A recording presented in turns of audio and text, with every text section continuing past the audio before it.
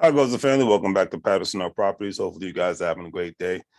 2021, in certain instances, there is a growing population around the United States of America that are calling it quits when it comes to the housing market. It's not only, the prince of the price of the properties, but it's has everything, and I mean everything, to do with lack of inventory, housing inventory, the crazy bidding wars, etc. Now, according to this article that I read today, a home buyer set with a budget for $250,000, and this is in the Midwest. Bear in mind. But in this individual's market, the suburb of Greenwood, Indiana, homes began selling within days, with as many as 10 competing offers, and sometimes going for $100,000 over the asking price. The buyer stated, "This crazy. It's crazy to me. It's not getting in. What's crazy to me is not getting an inspection for the property because you want to be a number one on the homeowners list," she stated. That is a risk that I'm not willing to take, she stated. I couldn't agree with that statement more. Because when it comes down to a home that I want to live in, I need to get an inspection done.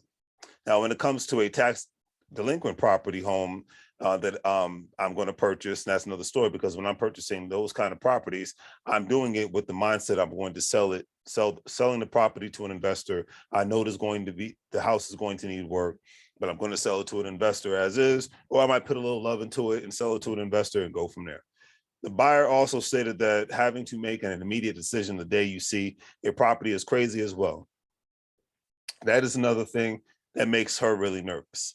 She decided to just put the home search on ice for and continue renting for the time being. There are so many aggressive shoppers out there, she stated, and she said, "I'm not willing to compete with that." She said, "I need to be happy today, but I also want to be happy a year from now." She says, "If I overpay or don't get an inspection, that will cause bigger issues down the road." And I couldn't agree with those statements more either, because when it comes down to buying a home for yourself, the rules of engagement vary for so many people, and you and yours and your significant other need to be content with the situation of buying your first home. It is what it is. Everyone's situation isn't the same, so I'm not going to try to lump everyone's situation, because there are probably certain people that will watch this video and say, "Well, I would just do it and just take the risk." Well, that's who you. It's you are the exception to this individual, and there's a level of risk that you're willing to accept. Everyone's level of risk levels is all different. That's cool. The article also stated that most of the first time home buyers are up against all cash offers. They can't match, and a feeding frenzy on each house they visit. Many buyers are dropping out of the market and opting to wait it out and reevaluate their options. I touched on this weeks ago about people losing home bids to cash buyers, especially corporations outbidding regular working people. The article also stated that the housing market was on fire this spring, leaving many would-be home buyers burnt out. Low mortgage rates have been fueling demand, but there's also been a record low inventory of available properties. And like I stated many times, there's been a record low inventory in regards to properties for a long time, way before the pandemic. So the pandemic just intensified it.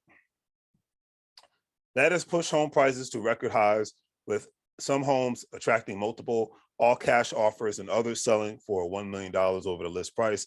But home sales have fallen for the fourth month in a row on a monthly basis, particularly because there aren't enough homes to buy, but also because the competition and higher prices are turnoffs to those who can't afford to compete, according to a recent report from the National Association of Realtors. Heck, I cannot tell you how many people who I've talked to about this subject matter, and they have said that they will start looking for a new home in 2022 or most likely 2023.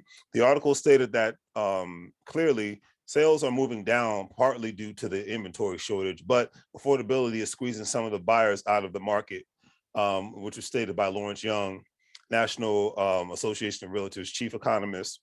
Home buyers qualify for a mortgage based on their income, but with prices rising 20% or higher, it is simply pricing them out of the market. According to Fannie Mae, only 32% of consumers believe it's a good time to buy a home. To me, that is very crazy because, but it's an accurate assessment. And to end this video off, the article ended with this story. First-time home buyers, Stephen and Laura Andradnigan, plan to move from their home near Monterey, California, to the Coachella Valley in Southern California, where they have family. And Laura got a job teaching elementary school. Looking for a home costs less than $500,000 has them chasing properties as soon as they are listed. Many times the houses are gone before they can even make an offer. In the end, they decided to end their home search and remain renters until the housing market subsides itself. And on my other channel, I talk about this all the time. Regular working people are kind of getting screwed if they do not make having any sort of assets and constantly getting educated on how to increase their asset portfolio.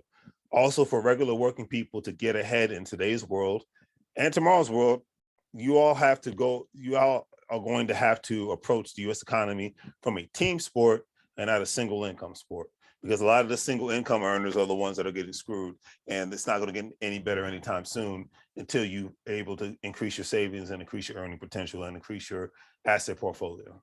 That's all I could say. Remember, Patterson Up Properties wholesales properties on a regular basis. Majority of the time we buy tax liens, tax sale properties and whatnot, because it's just easier to get access to those properties instead of doing the whole marketing thing and trying to get people to sell us your house. But if you are a distressed property owner, don't forget to contact us.